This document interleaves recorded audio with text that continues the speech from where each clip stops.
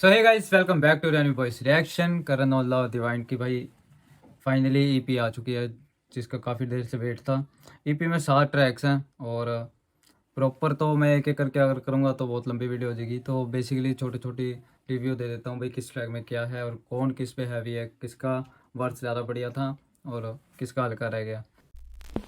पहले ट्रैक है भाई नथिंग लास्ट। जो म्यूजिक प्रोड्यूसर है इसका वो है ये प्रूफ। प्रूफ के साथ करण औजला ने पहले भी काम किया हुआ है। तो बेसिकली एक मोटिवेशनल सॉन्ग है ये नथिंग लास्ट। या जो भी है तेरा भाई इधर ही रह जाएगा, कुछ साथ नहीं लेके जाना। तो पॉजिटिव रहा करो, नेगेटिविटी से दूर रहा करो। सेकंड सॉन्ग है भाई टॉप क्लास और ओवरसीज। मतलब ये दो सॉन्ग को मर्ज करके एक सॉन्ग बनाया है। म्यूजिक प्रोड्यूसर है वो है उमेर और हैरी फ्लोड। ये सॉन्ग थोड़ा जैसे इसका करण औजला का मेकिंग मेमोरीज में बच के सॉन्ग था, उस जैसी वाइब देता है। मेल मतलब इस सॉन्ग में फुल फ्लेक्स कर रखा है, मजेदार सॉन्ग है अगर तुम सुनोगे तो। तीसरा सॉन्ग है भाई स्ट्रेट बॉल इन। ये गाना लीक भी हो गया था, तो लीक होने के बाद भी भाई जो लीक वर्जन था उसमें प्रॉपर इतने लिरिक्स नहीं थे। इस सॉन्ग में बेसिकली भाई करण औजला डिवाइन पे हैवी रहा है थोड़ा। मतलब अगर तुम हुक वाला पार्ट सुन लो या फिर रैप वाला पार्ट सुन लो तो करण के जो बारी आते हैं, करण के जो वर्ड्स हैं वो सुनने में ज़्यादा मज़ा आता है, ना कि डिवाइन के। फोर्थ सॉन्ग है जो वो है याद।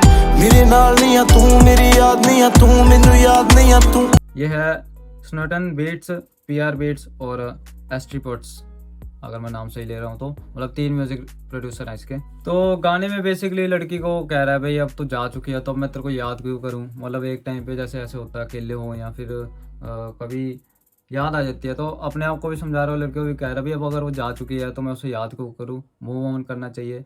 और इस सॉन्ग में जो बढ़िया बात थी भाई वो थी भाई लास्ट में जो है लड़की का भी पार्ट दिखाया गया। लड़की की भी फीलिंग्स दिखाई गई हैं भाई। एट लास्ट कोई किसी के बिना मतलब ना मरता है ना किसी का कोई काम रुकता है, तो एट लास्ट बंदा मूव ऑन कर ही जाता है। तो सॉन्ग एक मतलब सैड सॉन्ग जैसा है, तो ठीक है। मतलब अगर तुम दिल टूटे आशिक हो या फरवरी के बाद तुम्हारा थोड़ा सा कटा है तो भाई तुम्हें सॉन्ग सुन लेना, तुम्हें थोड़ा दिलासा सा मिलेगा। इसके बाद फिफ्थ सॉन्ग जो है भाई वो है तरीफा। वो है, इसका म्यूजिक प्रोड्यूसर है भाई बॉय 1DA। स्टार्टिंग में जो ओल्ड बॉलीवुड सॉन्ग है भाई, जो सॉन्ग है तारीफ करूं क्या उसकी, उसका एक थोड़ी सी लाइन सुनने को मिलती है।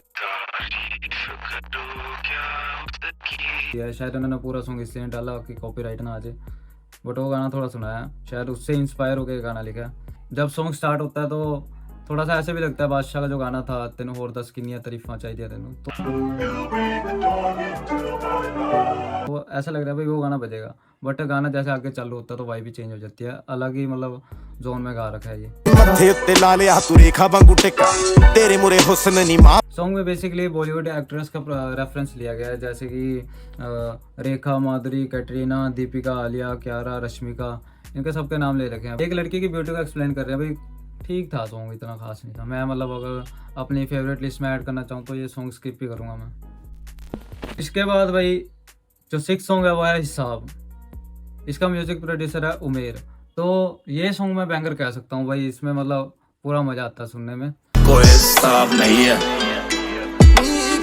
जो हुक लाइन है या जो इसकी कॉम्पोजिशन है, जो जिस हिसाब से इसको कंपोज कर रखा है, बहुत प्यारा कंपोज कर रखा है। मतलब मज़ा आता है सुनने में। चाहे तुम जैसे ऑन टॉप में वाइब टूटती नहीं, इस सॉन्ग में भी वाइब टूटती नहीं।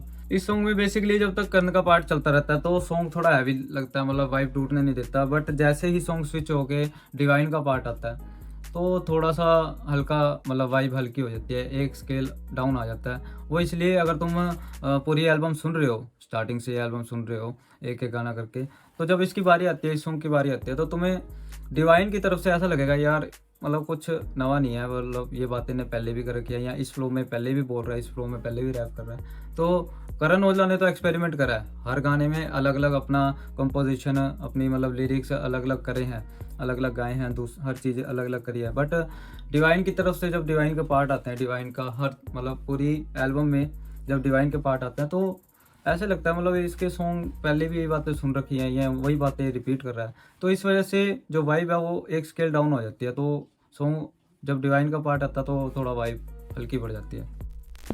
और 7th है भाई 100 मिलियन। ये होते परेशान, चलता मेरा नाम जैसे चलता मेरा काम। इसका म्यूजिक प्रोड्यूसर है भाई फ्रैंक हनीश एंड प्रूफ। ये सॉन्ग ऑलरेडी मतलब 21 मिलियन व्यूज गेन कर चुका है, तो सही चल रहा है सॉन्ग। और ये सॉन्ग सबसे पहले इन्होंने रिलीज़ करा था एल्बम आने से भी पहले, तो तुमने सुना ही होगा।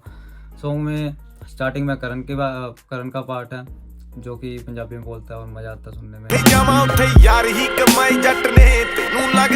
उसके बाद लास्ट में वही डिवाइन की वही बातें हैं जो कुछ नई बातें हैं, कुछ पुरानी बातें हैं। मैं फूकना किया 6 में लैंडिंग। तो यही थी पूरी एल्बम का रिव्यू जो मैंने अभी सुन के करा। तुम्हें पूरी ईपी में कौन सा सॉन्ग पसंद आया, कौन सा ट्रैक ज़्यादा अट्रैक्टिव लग रहा है या कौन सा हल्का लग रहा है, तो प्लीज़ कमेंट करके बताना। और अगर वीडियो में कुछ गलत बोला हो तो उसके लिए माफ़ी। बाकी नई वीडियो के लिए बने रहो। राम राम।